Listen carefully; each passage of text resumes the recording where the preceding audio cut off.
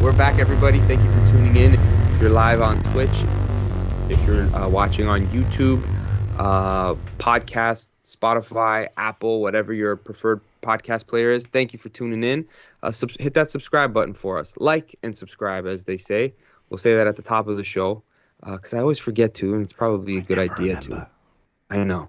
And for all the goods that come from the Omniverse Comics Guide podcast, you got to check out the omniversecomics.guide website for reading lists, reviews, videos, collector item specials, you name it. We're putting it up there slowly but surely. Dave and super producer Misha, the super team. So check out omniversecomics.guide.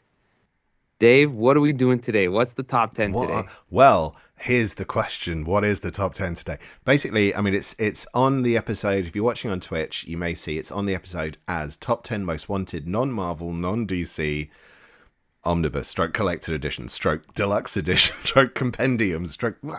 Yeah. What do you call it? Because, I mean, so a brief intro into this, because obviously we've done a top 10 most wanted DC Omnibus and a top 10 most wanted Marvel Omnibus episode.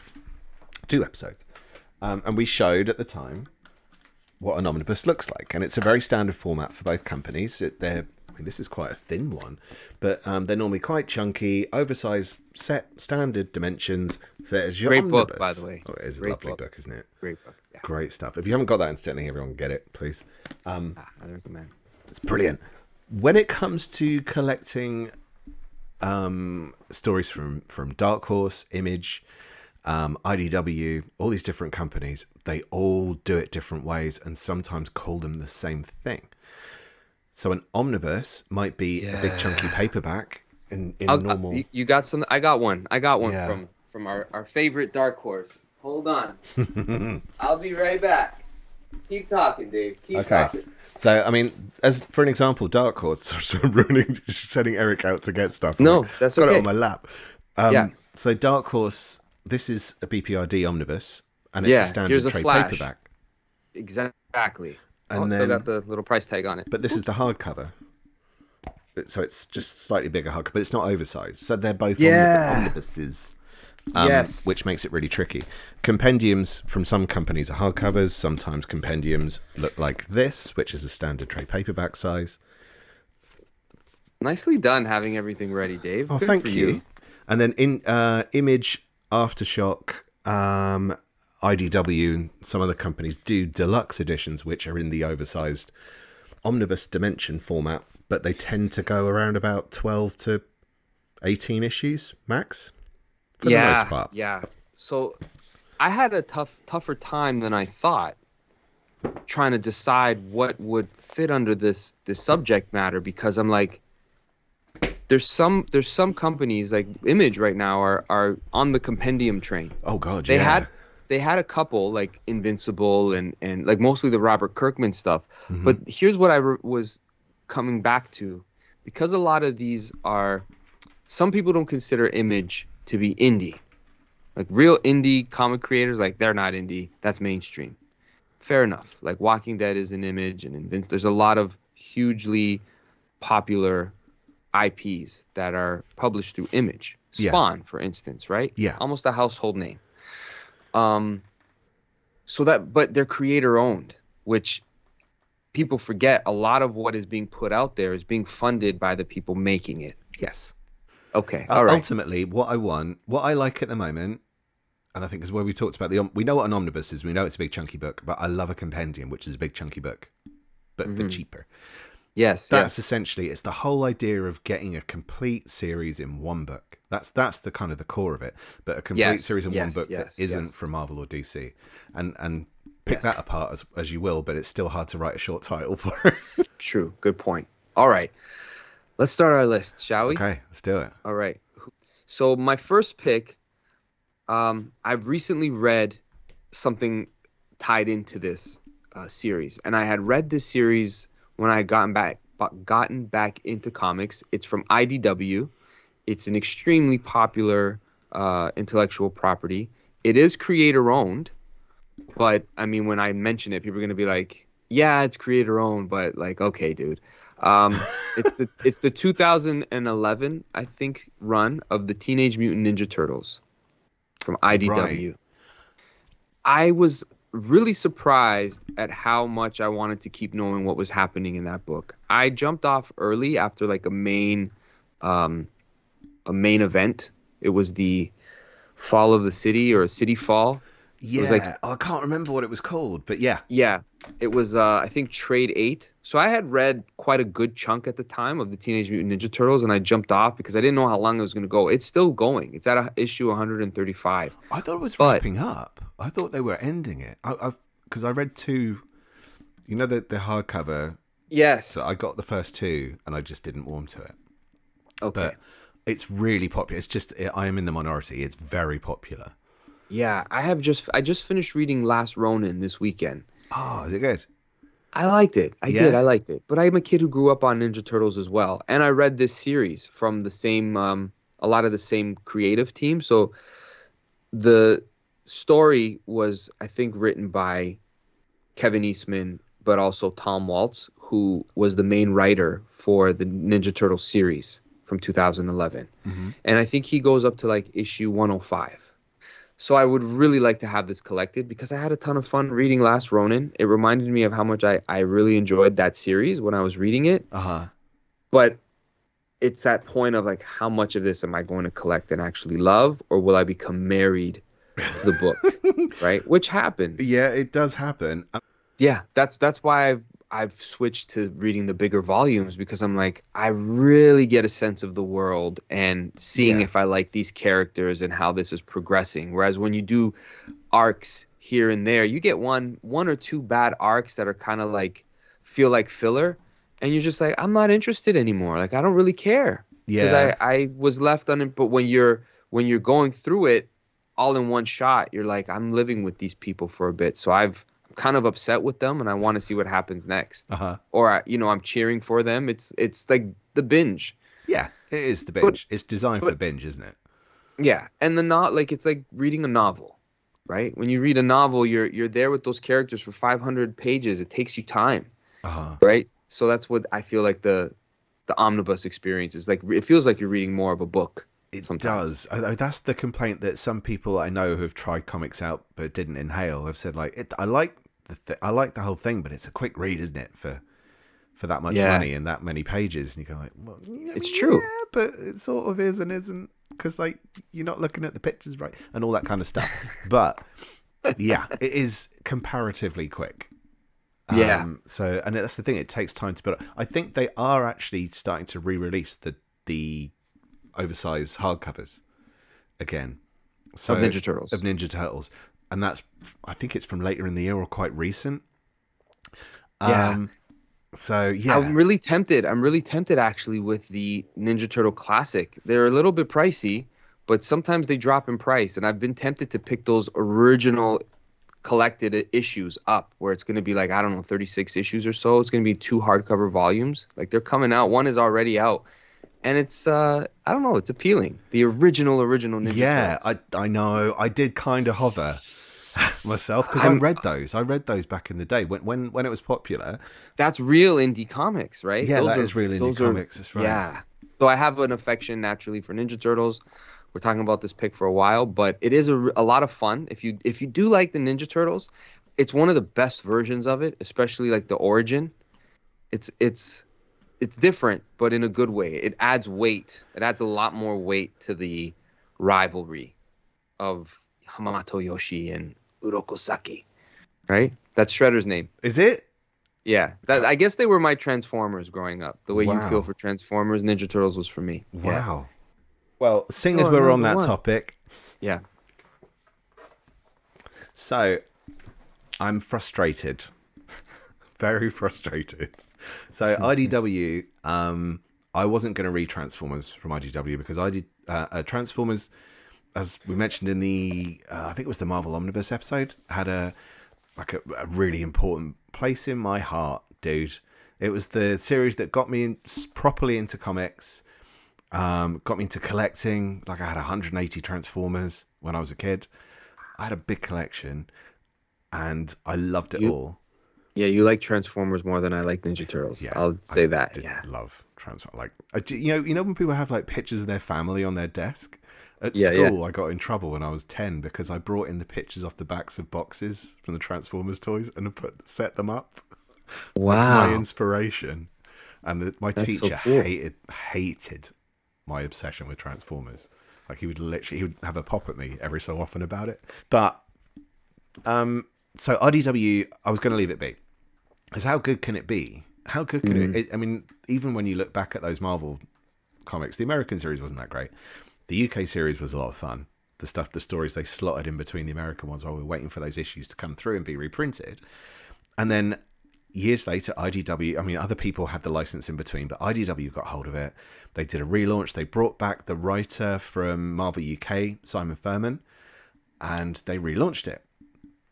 And it, under a little bit of pressure to try it out, I gave it a shot and plodded through and thought it was okay. And I hit about volume 4, I think, of these, phase 1, and it just blew up in my face. Like, it was like, oh my God, I'm in. The problem we hit was phase 3 got up to this, volume 3, phase 3, and then they lost the license. So they To haven't who? finished. We don't know yet, but Hasbro basically took Transformers and G.I. Joe away. But yeah, so they collected almost all of it. It's 20 plus volumes, and then we're about 3 or 4 short of the end. Yeah. And it's a shame they just didn't say, we're taking it away, but you can produce the last 3 volumes. But in the interim, like they stopped and relaunched as a new continuity, set at the beginning of the Cybertronian War, and they finished that series. But they were so slow in producing these that they never actually finished. So it's devastating. For a fan and a person reading it along, yeah, that's people will be like, who cares? It's Transformers. It sucks. It's so good. Honestly, it's so good. Like Especially when it's good. I have been in tears reading this book. Sometimes laughing, sometimes emotion. Like pure. Wow. It is. The character work in this is so good. But there's a particular series as well. So it was, wow, damn it, was it Robots in Disguise that then became Lost Light? But it's Rodimus Prime goes on a quest with a bunch of other fellow Transformers to find the Knights of Cybertron and the Cyber Utopia. And it's all about their journey, and they keep going off course. So it's almost like a very kind of Star Trek Transformers thing. But it's incredibly meta without being pretentious. It's really funny. The character work is great. The reveals are great. And like, I'll never have those reveals again, and I'm upset that I can't go back and read it completely fresh. My memory sucks, so maybe I'll do okay. But it's such a good series, and so phase 1 was okay, and then it got better. Phase 2 is pretty much gold throughout.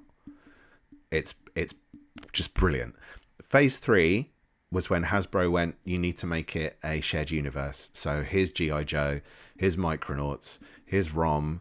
They shoved Visionaries in there, but they weren't even like proper versions of Mask and Visionaries. They kind of altered them for a modern audience. So like, well, what's the point? That's not actually Visionaries. Right. And it just got a bit messy, and it wasn't quite as good. But when it comes, checking what Rodimus Prime and his little group are doing, it's still brilliant. So you've got some good stuff. It's not bad.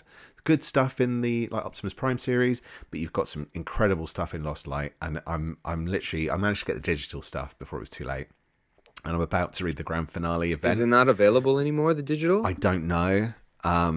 I want to read it just off of the strength of your reviews and recommendation. I just don't want to collect all of those books. That's the I thing. can't. I have to buy a new probably shelf. 30 books. Yeah. And there's so many things that I want to read, but I know like that's a slippery slope, especially if I love it. I'm going to have to you love it, but what format do you get it in? You can't get it in this because they're 4 books short. Right. So, and the last storyline, which is Unicron, it's called, it's not collected. So it's just devastating. So I've got them in digital. I don't know if they're still available in digital. I'm sure I don't advocate getting them in through dodgy means, but I'm sure there are people having to do that because I don't know how else you'll get them. So I'm hoping they go to somebody, another company, and they go, that's a lot of volumes, mate. No one's going to buy, like you say, no one's going to buy 30 books at this point.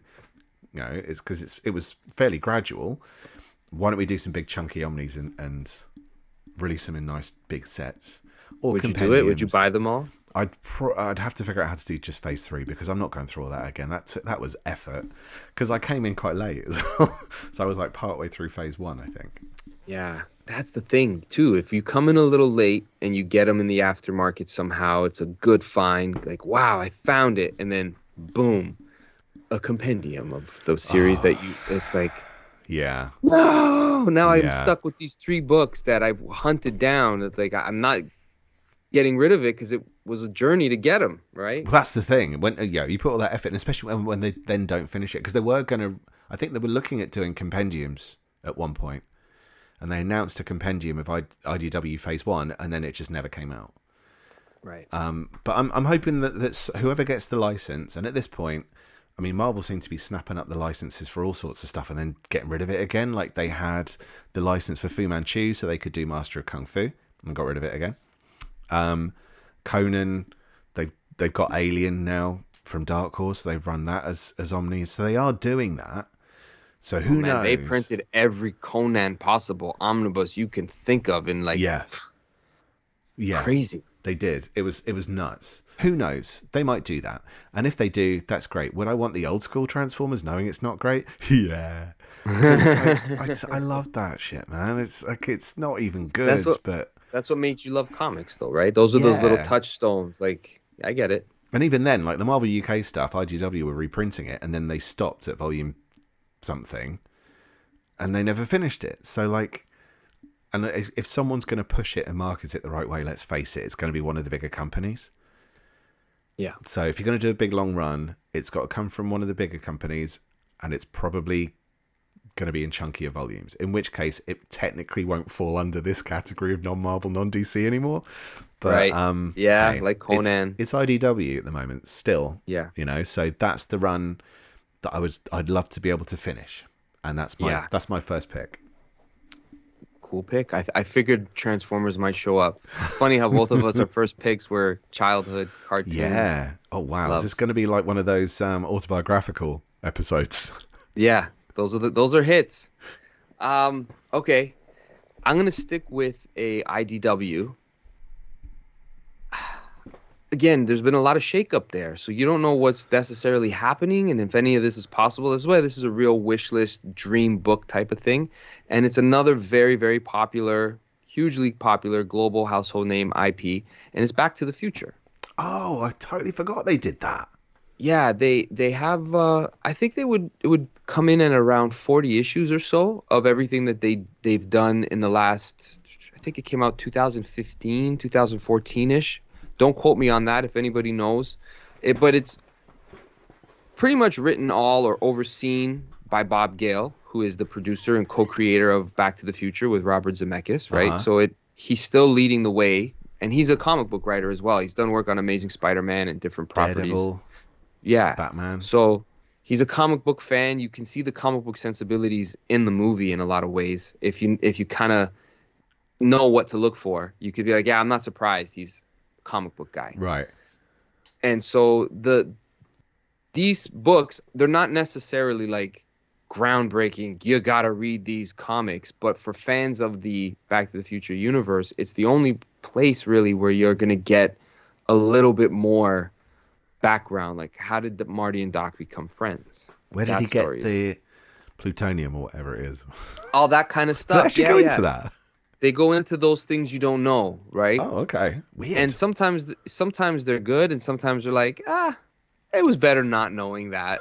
But as a fan of the property, I would love a collection of those stories to be able to read in a way that makes sense, because they had that series. And then they would have these mini-series as well, and you didn't know if they tied in or what they were. So there was one about Doc. There's one about Biff. Little mini, like 5-issue mini-series. Put it all together, like you said, almost like an anthology. It's there for the fans. All of the continuity that would continue or be a prequel. You don't got to make it in a movie. Just put it in a comic book and leave it there for the fans, right? Yeah. So I would like a little collection of that. I would definitely buy it.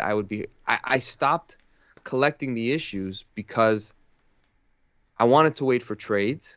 But then even the way the trades were kind of coming out, I didn't know where do these stories continue and pick up, and what do I have to read? Just put it in cover to cover. Thank you very much. Well, someone needs to do a reading order or something, dude. So yeah, like one of those weird people that just do reading orders for everything Really? they Back read. to the future. I wouldn't put you through that, but you never know. You might like them. Yeah. So Back to the Future would be my pick. Nice. For, something that isn't collected at all in any sort of like deluxe format. So give us a cover to cover. It could happen. Compendium. I mean, on the subject of IDW, just in case we don't come back to them, it looks like, I mean, I don't know if this happened. I think that these were announced before the shake-up, but I don't know if there's a connection. Anyway, it looks like they are pushing some of that chunky stuff later in the year, so they're putting all their Godzilla stuff together into chunkier trades and in order, I think. They're putting Dungeons and Dragons stuff together as well into chunky, which is like technically a book 2 of an earlier one, but that's the kind of stuff I think that just helps people just go, I get everything in one thing. Yeah. Which is exactly what we're talking about. It just makes it a lot easier for people to go, sorry, what order these go in? Especially when they're not numbered or anything. Yeah. Yeah, like I said to you before, the trade paperback for like a 6-issue thing is the new single comic to me in a way. Yeah. Like it is. It takes almost the same amount of time as a issue back in the 80s used to take. You can read it in 45 minutes or half hour sometimes. Yeah. Right? And it's got all these 500 little trades of Amazing Spider-Man. It's like, just put it in one book, please. I got one that was 3 issues once, and you go like, what's the point? That bothered me. That's where I was just like, why am I going to spend $17 on 4 issues? It's a waste of money. Totally. Give us a chunker. Yeah. Give us something nice and thick. I like them big. All right, your number 2. My number 2 is, admittedly, I have brought this up in a previous top 10, which I try and avoid doing, but it was from the top 10 Image comics. I love this series. I don't think it necessarily needs to be oversized in terms of that page count, but that's the kind of thing I think would work really nicely for this, because it's such a nice sit through and read the whole saga series. It's such an easy read. It's Headlopper. I almost picked that. Did you? Yeah, I did. Yeah, but then I'm like, they're already in pretty nice thick collections. They're fairly chunky. Yeah, for like volumes at a time, you do get your bang for your buck with those ones. Yeah. But I do think you're right. I think it would be nice cover to cover. Yeah, well, I did a reread last year, but around the time you were interviewing Andrew McLean. So yeah, we should throw that episode. We need to add it in, don't we? Omnibus. It's a nice episode. He's such a like cool, like chilled out guy. Real cool. I love this series, man. I just love it. It's kind of, if you haven't heard of Headlopper, it's kind of as violent as it sounds, and it kind of is, but the artwork is so kind of simple that it's not overly offensive. Yeah. No, it's a fun book. So there's lopping, but he's basically a sellsword. So he's kind of a barbarian. Imagine mixing Conan with Zelda. Yeah, it's that good. Yeah. That's really good description. Yeah, it's fun. Before you know it, you're in the story. The artwork at first seems like a little bit childish. Simplistic. Simplistic, isn't it? But once you get into it, you start that's the beauty of comic book storytelling, right? What happened? You broke your book? I dropped it. That's the thing, because like when the people use that art style, it's like with Kaiju Max, it catches you off guard. So when something happens, or it's very emotional, or it's shocking, it totally catches you off guard. And like you can use that method every time. It works with me every time. Because I'm just so settled into it. Plus, like, it's really funny because he's walking around carrying a massive witch head. Who's constantly insulting him, and it's funny, but there's something bigger building, and I think if you read them individually with a big gap between, you don't necessarily get that feel that it's a big interconnected. Well, you start to a bit, but I think, like, imagine this as a nice big chunker. It would be lovely. I think it'd be lovely. Yeah. Plus those giant words, Headlopper on a spine. It would actually, yeah, you're right. It would be quite attractive on the shelf. Yeah. So this came out today, which is the Tom Strong compendium. Oh yeah, I saw that post. Yeah. Yeah, so it's 36 issues. It's 900 and something pages, which I think look how small it looks. It's quite thin for 900 and something pages. That's quite nice. That doesn't take up too much space. It doesn't. I've never read it, and it's Alan Moore, so nothing Alan Moore writes can be bad, right, Dave? You love it all. Well, isn't that the thing, right? So I'm always talking about, like, you don't. That's the whole point, though, with things like this. That you don't have to like Alan Moore. That's kind of the point. And I do like some Alan Moore stuff, and some stuff I'm just willing to try. I've never read Tom Strong, but like Arthur Adams draws some of these stories. Like, it's Arthur Adams. Who's the other artist? The main artist is Chris Sprouse. Okay. Who did? Didn't he do? No, that's Steve. I'm thinking Steve Scrose. Chris Sprouse, not coming to mind. I know. I've read comics from him. It's just not coming. I swear he's done some Batman stuff, but I can't think what it was. Maybe I'm totally wrong. But Duncan Fegredo's in it. I mean, his art is in it. Gary Frank, Paul Chadwick, Carl Baker, Steve Mitchell. Hey, our buddy Steve Mitchell. So yeah, nice. But I mean, that's the thing. I can't even remember what the whole point of that was. There was a reason why I went around and got that. But yeah, I think it is just that thing of like, look, that's going to sit on your shelf. Yeah, that's right. And you were talking about nicer. Yes, 100%. Unless you want it, you're collecting the single issues for a reason, and you like that hunt for each little piece. That I understand too. But for readers, this is for the reader that wants to sit with the book and really enjoy and. Not like sometimes you just want to have the reason why I like also these bigger collections. I'm not as precious with them as I would be with my single issue, right? Like sometimes my wife's like, "Oh my gosh, your book." I'm like, "It's okay, it's a book." And even the other end of it, if you wouldn't want to take an omnibus and holiday necessarily, but you could take a compendium because it's not as heavy, and that's a week's read there. Yeah, that's right. I've almost taken an omnibus, and I only didn't because my wife was like, "No, you're not putting that in your backpack. That thing weighs a ton." Yeah. But I'm tempted. No. Okay. So what are we on now? So that was Headlopper. So it's now your number 3. Number 3. Okay. I'm gonna go with an Image title. I think the series is complete. I know that they've released 3 deluxe editions of it. I don't know if you've read it. Greg Rucka, Lazarus. I'd love that cover to cover because I know that there's like 36 issues, and then there's he did a few issues that were like 40-page issue part of a series, so like you get more story in one shot, and then those are collected somehow. I got lost at that point of like waiting and knowing, and I'll just get it in trade or whatever the case was. But Lazarus, great series. Who's the artist on that again? Michael Lark. Michael Lark, right. Michael Lark. But they have done it as deluxe editions, which kind of help. But I don't think it's... I could be wrong, but I don't think it's complete. Okay. Yeah? But I'm not sure, because I've been waiting for it to be complete before I read Volume 1, and it was very good.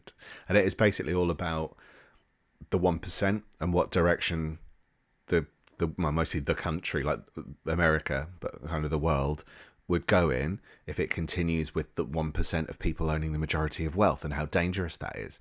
So like all good kind of future-facing fiction, I don't want to call it sci-fi, it feels... It's a dystopian future that mixes like rival... Imagine if all the rich industry, the Amazons, the Facebooks, they all owned the continent, and now they're at war with each other, right? Yeah, essentially. They own continents, and that's what happens. And it's like... like you said, this is what could happen, and how it could go.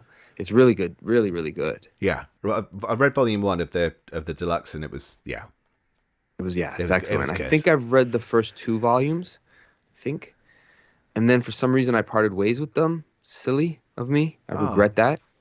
So I would like to get it back in the compendium because it's really, really good.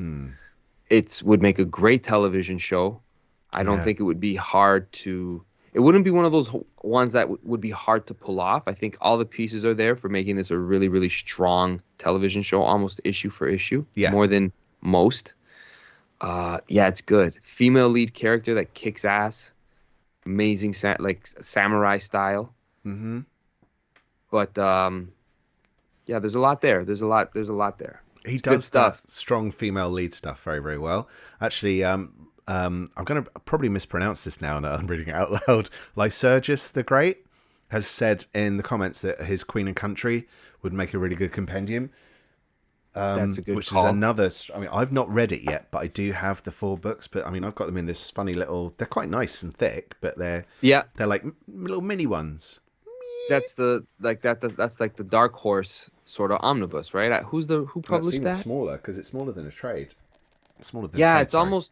it's almost like digest Yeah. somewhat size. Who published that again? Was it Oni. Oni? Yeah. Oni, yeah. So they did It's a that as great 4, book. but it's quite hard to get hold of. So actually, now would be the perfect time for them to compendium it up. And yeah, again, Greg Rucka, one of the masters at writing strong female leads, knocks it out the park. Really great track record. Yeah. Just as a Wonder Woman, Batwoman, Lazarus, like the list goes on and on. He's got it down pat. Yeah. So I'd love to see a Lazarus compendium omnibus complete cover to cover. I want to read this story because it would be awesome. That's Great, a good great shout. stuff. It's a really good shout. Thank you. No worries. Next for you. Next for you. If we take a little, well, we don't really have a commercial break this time as such, but I just want to say hi and thank you to everyone who's joining in the chat. Lycurgus the Great also said it's only fair we get a compendium of the adolescent radioactive black belt hamsters as well if they're going to do Teenage Mutant Ninja Turtles. I can't remember who did that series because it was like a parody then of a parody, which is like, how far do we go? But I can't remember who did it because I know that Marvel did a parody of Teenage Mutant Ninja Turtles as well. But I think it was, I can't remember what it was called. Was that like the Power Pachyderms or something like that? It was weird. I swear they did another one. It's funny how much of a mouthful Teenage Mutant Ninja Turtles is. Yeah. But it just rolls off the tongue now. Yeah. I know one people day call it'll be like Omniverse Comics Guide. Oh, it was Epic from Marvel. It was Epic Comics from Marvel who did. Yeah. Nice. Interesting suggestion. Thank you. But yeah, so the usual little mini announcements this week, including well, Eric's covered most of it already, but don't forget to jump on the omniversecomics.guide website. You'll get to see all the past episodes of the podcast in various formats. Not everything is on YouTube. Some of them are just sound, so you can hop on and just check that out there. There's tons of reading orders. There's recommendations for, and reviews for stuff not just for yourself, but if you've got kids or nephews or nieces or whatever, there's other recommendations there. There's all sorts of stuff to pick and choose from. So have a little nose. It's growing and being added to all the time. And there'll be some more new stuff coming this week. The end of the week, there's been a couple of bits. Secret Invasion went on the other day, which was a beast. So the complete reading order for that, and also the latest creator interview, which was Eric with Mike Del Mundo. Yes. So our favourite cover artist of, what was it, 2022 we did that? Yeah, it was in 2022. Yeah. He came in. It was the funniest spoiler, but it was a good way to like big him up even more. So yeah, our favorite cover artist came onto the show, had a fun chat, down to do it again. So thanks. Shout out to Mike, and hope everybody enjoys the episode. Yeah, it's a good fun episode. I think that is it though for announcements. Right. Should we go to my number 3? Yeah. Cool. I think you're going to approve of this, dude. Yeah. Yeah, because a lot of this, there was so many to choose from. Even you'll see what I mean. A while ago, I picked up a compendium called Harbinger Wars, which was meant to be the first of a series of compendiums from Valiant. And they announced Exo Manowar Compendium Volume 1. It never came. But the compendium format is perfect for Valiant, I think. It's an affordable size, gives people a chance to catch up. It's great. But the series I most want to see is Archer and Armstrong, which really surprises me. But that's the one that really, it's grown on me big time. But the first series of Archer and Armstrong, 25 issues, it's so much stupid fun. It's ridiculous. Like I find it genuinely funny. That's a second series, right? This is series 2, basically, which kind of, I haven't read that one. Neither have I yet. I'm still doing a chronological read through, so I haven't hit this yet. But I mean, But so you've read the first part. yeah, but I had to go digital because you just can't get it. Okay. Yeah. But yeah, it's great. I love it. I think Fred Van Lent still writes some of this, but I mean, whether they collected all of the Archer and Armstrong series 1 and this in one book, I'd be a bit annoyed because I've got this now. But hey, whatever. I think it's the perfect format for Valiant as a whole. I wasn't sure if Valiant was included in this list. So I'm happy that you listed one. Well, that's the thing. I didn't. Because it's not Marvel or DC. If we go the non-Marvel, non-DC route, then Valiant definitely count. Because they're not. I mean, they're not indie, are they? No, because it's like a shared universe, right? So it's but they're not like massive. They're not. No, I have so many questions about Valiant right now. I want to know what's going on there, if they're even publishing anymore, because it's very, very quiet. Wow. And there's stuff. I mean, if anybody comes across Valiant comics and they can buy a collection of the 2012 era of Valiant, give it a go. It's really, really good stuff. Highest recommendation, like 5 out of 5 stars for almost all the books I've read there. Great creators, great artists, like writers, creators, everybody doing their job. It's just a shame that we're not hearing enough from them. I'm not sure if it was the lack of return on the Bloodshot move. I don't know what it could be, but some of the best shared universe comics, I would say what I read from 2012 to now is a much better shared universe than Marvel and DC. Oh, totally agree. I totally agree. By far. And partly because like the way they handle it, and initially when they started doing events, they were proper crossovers. And then they just went like, no, let's do it as a miniseries. So you'll get the Valiant when they all, they're all in together. It's so digestible. And it stands apart.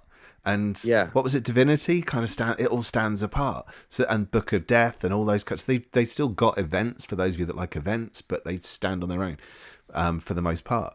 So it is completely digestible. You don't have to commit to everything.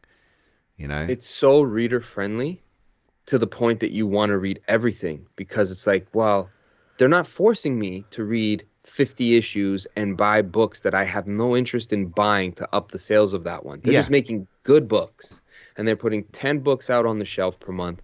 And they're, so again, I don't know that's the word, leader loss of comics. Right. That's the term, where how many people are going to buy the single issues, and then based on that, we're going to make a trade, and then based on that, we'll do a deluxe. I don't know how all that stuff works. I kept trying to pick the brain of the former salesman from there, VP of sales, Matthew Klein.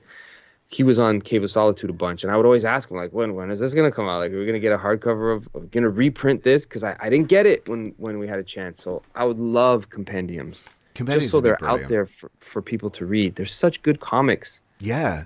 They're really good comics. And the thing is that, like, I know we talked about this before in terms of that kind of mishmash of that character is kind of this with this one, which I get as a way to explain them. It's good elevator pitch stuff.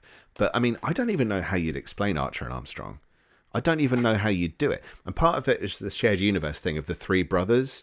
So, like, they're immortal brothers. Yeah. So he's the kind of the drunken, super strong brother. And then there's a time-traveling brother. And then there's the eternal warrior who's an eternal warrior. And then basically Archer the whole idea is he's supposed to kill him. He's sent by this cult to go and kill him. And there's a whole collection of cults that kind of interact with each other. And it's very silly, but also there's a lot of social commentary in there, not in a sickening way or overwhelming way. Ham-handed, Yeah, it's very funny. Like the way they do it's very funny. It's taking the piss very well. I've read more Archer and Armstrong from the classic. Like I've never read that. Is that Barry Windsor Smith? Barry Windsor Smith. It's actually quite good. Is it? It's still got the humor. It's not quite as funny as that series, I think. Because I think that one leads more into humor even than the first series. Yeah, although they're releasing the first 10, 12 issues soon from the Barry Windsor Smith Archer and Armstrong as a trade. Oh, yeah, it's good stuff. Yeah. It's really good stuff. Yeah. And again, the way they meet, and you know what? I gotta think back if he was sent to be an assassin. Maybe he was, yeah. What, in the original? Because the original, there's slight differences than what you get in the 2012, but they still stay true to the characters in a lot of ways. Like they don't deviate too much, but they update it in ways that might be a little bit more better, more better. Good grammar. We'll edit that bit out. that are better. We'll cut that bit. But yeah, good pick though. Really good pick. Oh, cool. I hope Valiant comes out with more books and collected editions, because it's again, I can't recommend it enough to people listening. Yeah, we did recommend the Exo Manowar Deluxe. That was supposed to be out in March, I think, and now apparently it's due out the end of May. If anyone was still looking for that, will it be out? Exo Manowar. I don't know. Yeah, one of those characters. When I go back to reading those books, I'm like, man, I love this character. I think he might be a top 5 character for me. Yeah, really good. Really that good. series is so good. Yeah, shit. Robert Venditti, top of my list of guests that I'd love to talk to, because surprisingly, it was a book that I gave a chance to, and it turned out that I just loved it. Yeah. And like everything he would write after that, I would give it a chance off of the strength of his Valiant stuff. And he was working at DC already, and I'm like, who's this Robert Venditti guy? It's not Jeff Johns, right? Oh, is that when he took over Green Lantern? Yeah, right. Yeah. I was just like, I'm not reading now. I'm jumping off. I did the same thing. Yeah, he's a great writer. He is a great writer. Really great writer. Yeah, nice pick. Thank you. All right, I'm gonna go number 4. Image Comics. It's gonna be 18 issues when it's done. Ramon Perez, Chip Zdarsky, Stillwater. I've read the first 2 volumes so far. I've enjoyed it. A nice hardcover of it would be really nice. 18 issues is a perfect series read, I feel. Yeah, 18 issues is good, because you get 18, 36. Nice that's chunk. A sweet spot. Mm-hmm. Yeah. So it's almost done. I think the third. I think it's done. The 3rd volume of the trades is out. Right.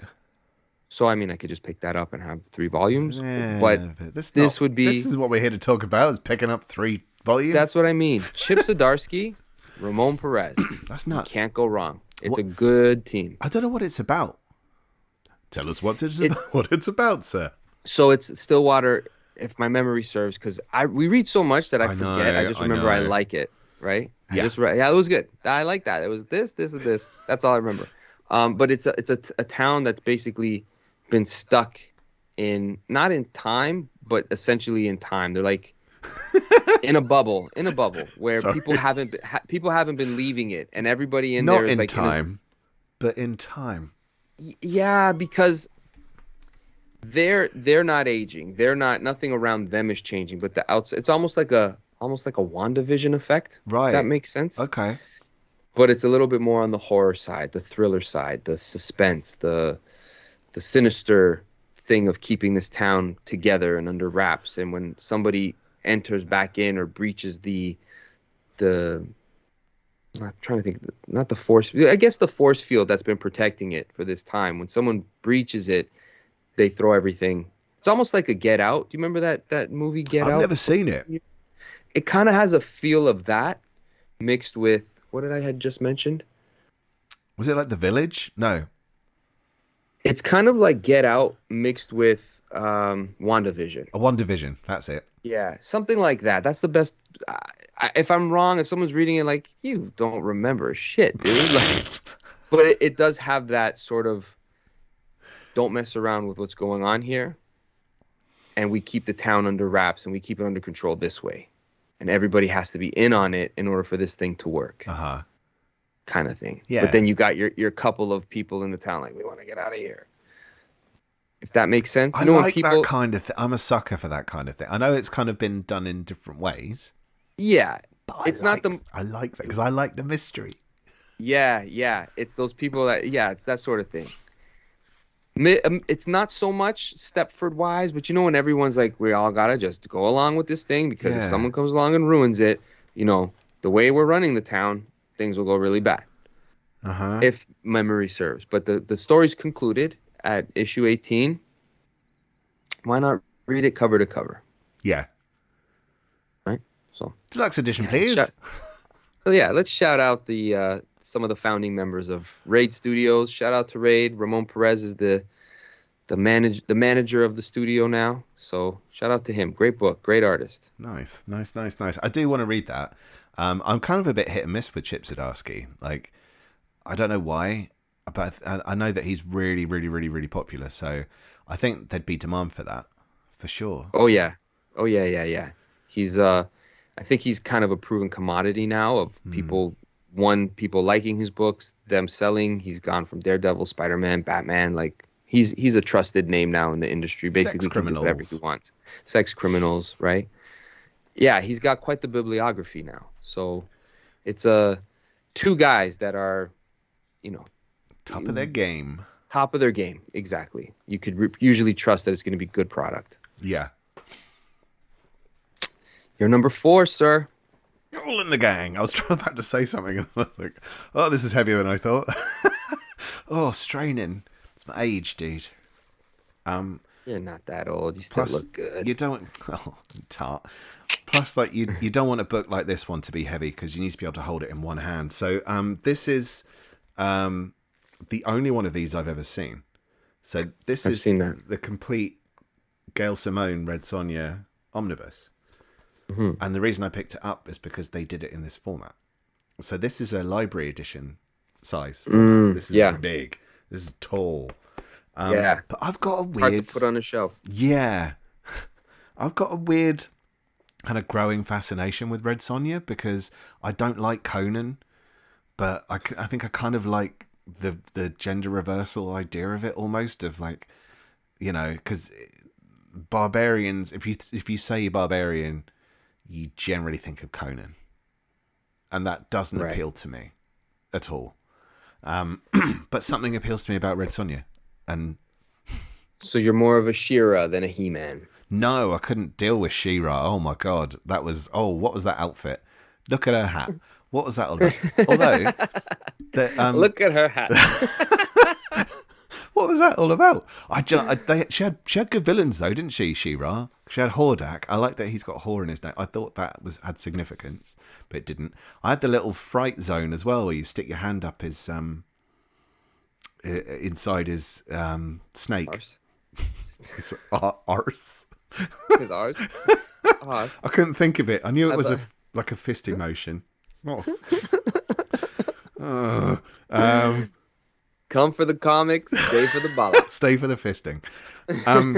But yeah, I had that. I liked all the villains from it because they released those under the He-Man banner, and I had the He-Man toys as a kid, like quite a few of those as well. Was I spoilt? Turns out, in hindsight, yeah, maybe a little bit.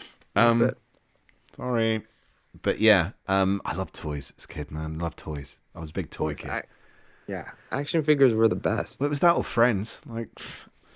So, these friends got an imagination. I'll make them up. Exactly. I won't get into arguments with them. Well, that's true. Not saying that didn't happen, but yeah. So Gail Simone's run apparently isn't the best in some people's eyes in terms of Red Sonja. But where does it fit? Where does it go? Where's the beginning of Red Sonja? Does the continuity even matter? It's all from Dynamite, but I don't know much about it. So they do occasionally release, there's one coming out later in the year, which is weird. Red Sonja, The Gods Omnibus. And I think it's like a collection of miniseries that do relate, but they're doing that one. And I think they have released numbered books and stuff, but they're out of print. So it's so weird, right? That Red Sonja is in one publishing group and Conan is at Marvel or at this. What's like... Well, even weirder that Dynamite are releasing... So Dynamite publish all the Red Sonja stuff at the moment, like, but they're releasing the old Marvel stories of Red Sonja in an omnibus style book, and they've even kind of emulated the spine, I think, to make it look like an omnibus. I don't know if it's the same height. I don't know what the dimensions are, but it just seems weird. I don't know if Conan's in it or not, if they've included, because sometimes she meets him in the stories, but I've never read them. I'm not interested in the Marvel. Old school Marvel stories. I just want the new stuff because it's written by like Michael Avon Oeming and people like that. So like I wanted to give it a proper go, but I think like I want to go from the beginning. Where is it? And the thing is, I know I'm going to find out, and I know I'm going to look into it, and I know I'm probably going to do a reading on it. Let's face it. But Wouldn't it be nice if they released it in a nice chunky, a little chunker, nice little chunker? So yeah, it would. I think it would be nice if they compendiumed it or something. So because there's enough there. I think they've been publishing Red Sonja stuff at Dynamite for years, but they just keep bringing out these little tiny things. And they've also done this weird thing at the moment where they're kind of branching out and doing alternate universe versions. And I thought, like, why? What's this? There's like Immortal Red Sonja, and I thought, like, why? And she's medieval era. And then I looked at it again. It's like written by Dan Abnett. Like, oh, no way. Okay. Yeah. You got me. Yeah, I get. It's Dan Abnett. Give it a shot. You never know. Yeah, it's true. He's one of those guys that surprise you. It's like, man, you do good Cosmic and you do Aquaman really well, and he's really good. He's very good. It's funny because like his beginnings were a bit random. So he used to write Death's Head 2 and stuff like that for Marvel UK. You know how you feel about Death's Head. I love Death's Head, but Death's Head 2 did upset me a little bit at the time. It looked really cool because it was drawn by Liam Sharp. So a lot of those big name creators came from Marvel. We should do a little Marvel UK episode at some point. Maybe a speakeasy thing. Yeah, that would be all you, because I wouldn't know where to begin. It's weird. Some weird stuff. And it's not technically recommendations either. Some of it's a bit... It would just be really? Dave's recollection of Marvel UK. Yeah. I'm sure people would appreciate that. They'd be like, I remember that. I'm sure people would enjoy that. But I've got a message. Oh, I won't go into that. Got a message by the guy who used to be the editor. Really? Yeah. Very cool. Yeah. Nice. So... yeah, that was nice. But he was thanking. So I did a reading order. Anyway, we're going to move the reading order over and blah, blah, blah, blah.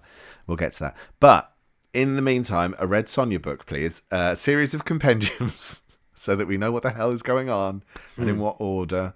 If it even matters what order. Red but yeah. Sonja. I would not have guessed you to pick for Red Sonja. It's a recent thing. It's a very recent thing, but yeah. All right. Okay. Cool. I like the diversity here, Dave. Oh, Diversity, cheers, Dave. That'll be your name. Diversity. I like it. That was quick. All right. I'm going to go with Dark Horse. What'd you say? I always miss your joke because you say it when I'm about to speak. I'm sorry. No, move on. It's fine. Okay. I'm like, I should have laughed at that when he said it. Don't. You wouldn't. It's not funny. Okay. It's got to be funny for you to laugh. Okay. I'll wait till you're taking a drink or something. This might be on your list. I know you're a big fan of this series. It's a Dark Horse. Shout out to Dark Horse. We love you, Dark Horse. We do. And this series has been already published in numerous trade, library editions, formats. Now it's getting an omnibus treatment, but not the one we want. And that's Black Hammer. Oh. From Dark Horse.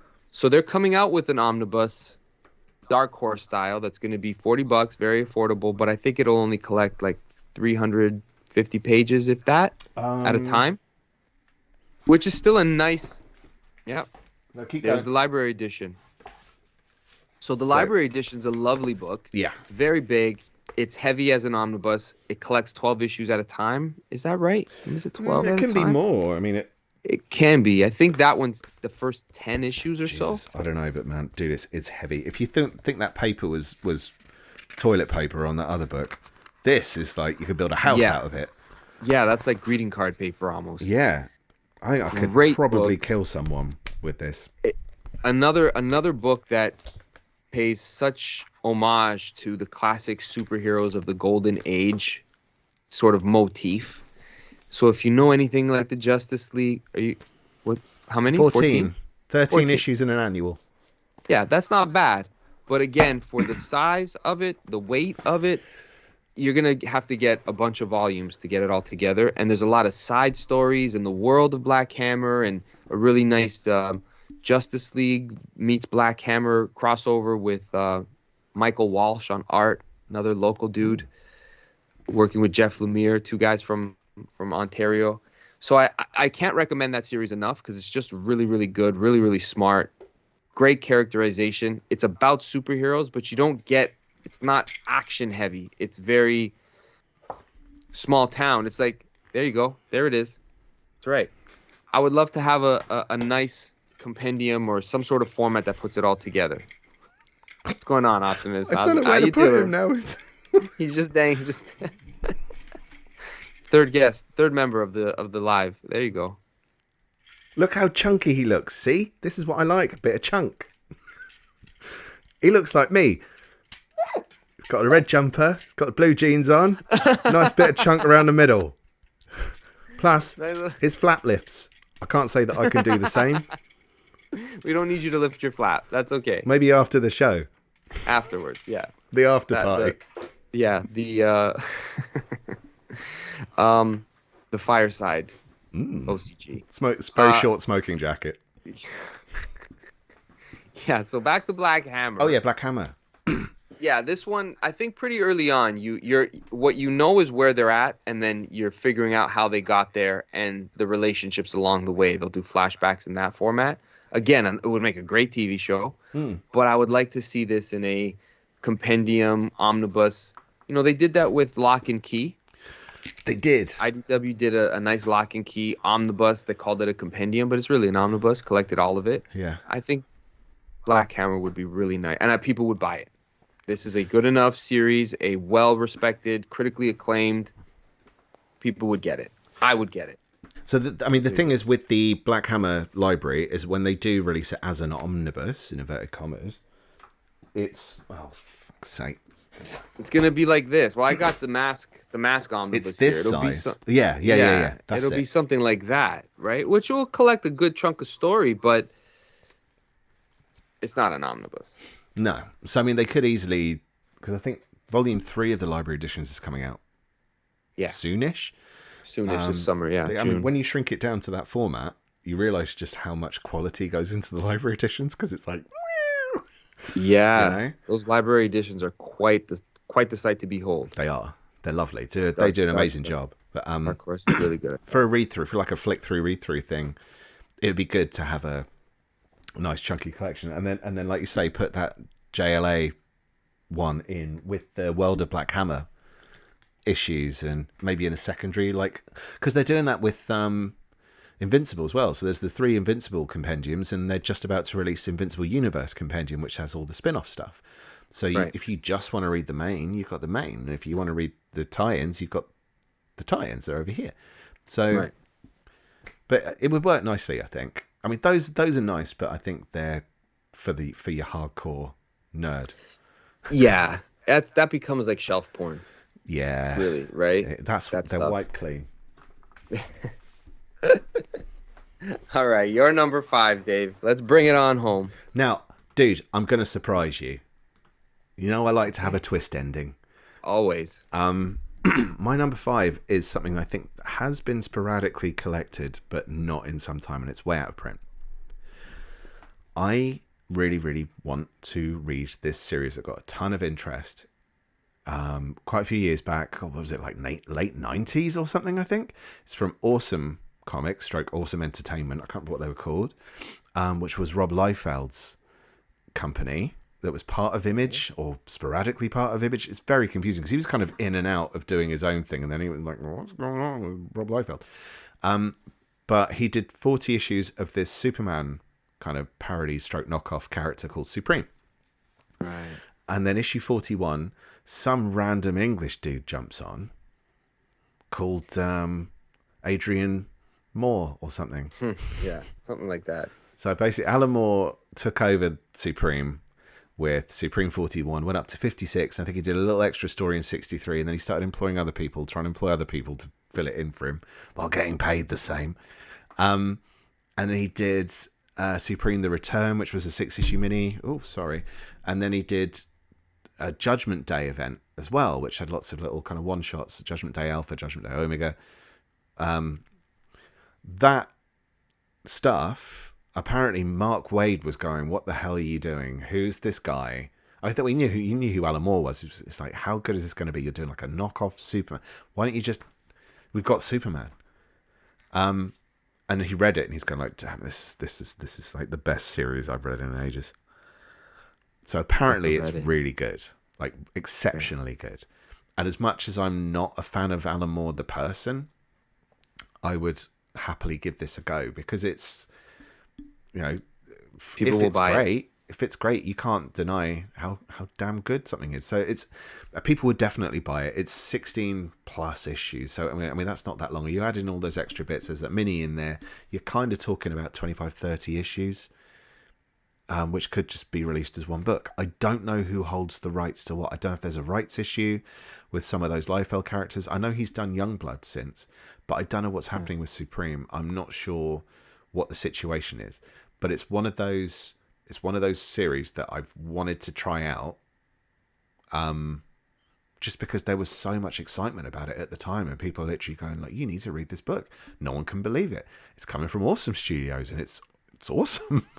So, because after that, then he jumped, when Rob Liefeld wouldn't pay him what he wanted to pay him to do less work, he basically jumped over to DC. I thought you hated DC, Alan. Oh. So he jumped over to DC. Oh, it's under Wildstorm. That makes it completely different. That's right, Alan. And then he kind of repackaged Supreme in a way, apparently, as Tom Strong. Oh. Yeah, so we've kind of come full circle. Do you see what I did there?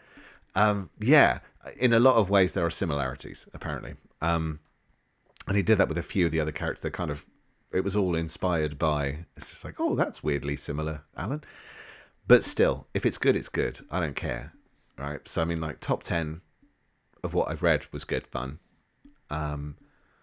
There's I didn't like Promethea at all. I thought it was pretentious. So there's some good stuff that comes from him from later on that literally everyone's forgotten and no one's really talking about. And Supreme is one of those books, and it would be a shame to just let that disappear if it was as good as people say. So Liefeld, bring it. Let's just put it together. Hit us up with a compendium. Sounds good. Yeah. Yeah. I've heard good things about it too. Never read it though. No. You know what I confuse it for? Remember that character Prime? Yes. From Image? And he was like almost like a Shazam knockoff. Yeah. I always confuse Supreme with Prime. Well, the thing is, around that time, there seemed to be a ton of Superman knockoffs. And so Prime was the Ultraverse version of That's right, Captain Ultraverse. Marvel. Was that Malibu? Malibu, yeah. Yeah. So his thing was like he was a little kid, and if he turned into, I have read some, but not massive amounts, so I could be getting some of this wrong. He basically has like a husk that comes over him, so it's like how he imagines a superhuman or a supreme man to be, and he's ridiculously, like, awkwardly bulky and bulbous, and is like, so you're going, like, that's ridiculous. Is that the direction we're taking it? It's like, yeah, it is, because it's a kid in that. That's what what he thinks they should look like, what he thinks is cool. So it made sense, and apparently it was a good series.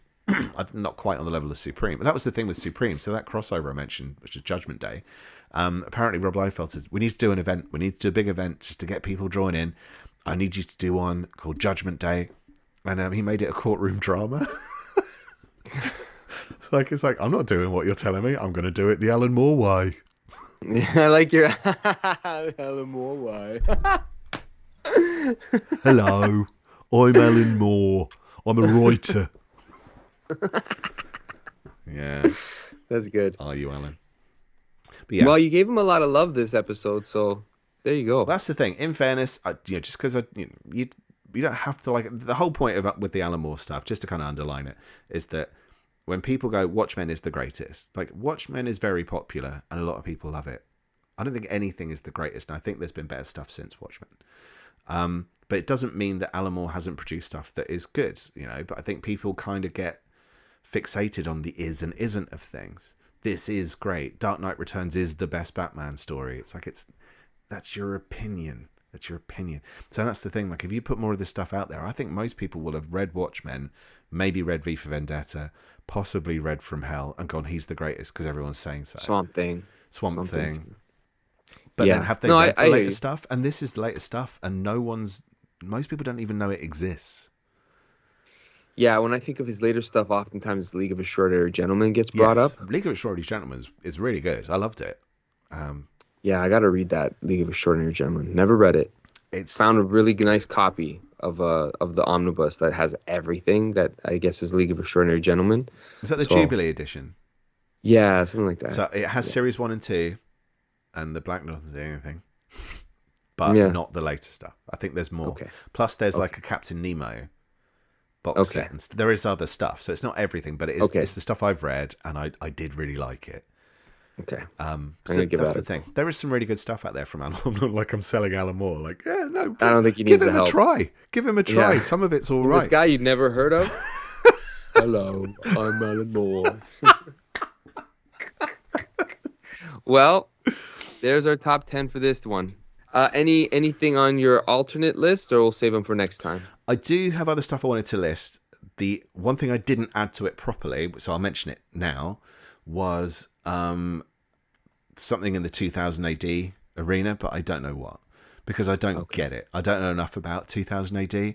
I kind of feel that they did the case files ones, which are a little bit on the chunky side, but it feels like they could have gone a bit bigger, and because it's like 2000 AD's been going for almost as long as I've been alive, I think. So 22, 23 years. Maybe if you but yeah, I mean, there's all this stuff in there. Like, I was about to crack a joke of how old you are, and then you sold it so good. Like 22 years. Oh, thanks very much. So, but there's like Nemesis the Warlock and stuff like that in there, which I think they've done. But I think even that as a series of books, just do it as one big chunky book. There's tons of stuff from 2000 AD that I know very little about, and I don't know where to begin. And it's difficult to know. And like, where they're not in print that long. Yeah. By the time you go like, oh, I didn't know they'd released that as a collector's edition, and it's gone. It's like 200 quid. It's like, I'm not paying 200 quid, mate. I don't know. I think the thing that we need is for the non-Marvel, non-DC companies to dip back into that post-pandemic audience and start giving us some of that stuff in those bigger formats, because people want it, and I think people want to feel like they're getting value for money. And the way to give value for money is give more in the book. So yeah. And I think it definitely is, strangely, I don't know if they had it planned way before, but Marvel especially, pandemic, everything became an omnibus. Yeah. It's like they went all the way in. Yeah. With that. Right, balls deep. And balls deep. But even then, like, you get the compendium pickup. Like, I think that wasn't as big around the time of the pandemic, but it's happened more afterwards. And I think because some people want to go the omnibus route. But it looks very pricey from the outside almost, because like you don't necessarily think like, okay, what's the equivalent 6 trade paperbacks? That's going to cost you more. Yeah, it's true. It really, you're absolutely right. Yeah, the issues will cost you more if you get them single issue, and the trades will cost you more. So that's why get the collected editions. That's why we're here, for readers, people who want to get into story and enjoy a good story and be along for the ride with us. I'm going to save mine for next time. Are you sure? Yeah. I think we could easily do another one of these. Dude, I've got a massive list. Oh, good. I don't have a massive list, but I'm happy that you got way more to pick from. I'll have more the next time around, knowing how we did this one and kind of saw what we were able to pick. And yeah, it'll be good. Cool. All right. Everybody, don't forget to rate, review, like, subscribe on whatever platform you're watching. Everybody live on Twitch, thank you for hanging out with us live. Come back, join the conversation. People watching on YouTube, thank you for tuning in.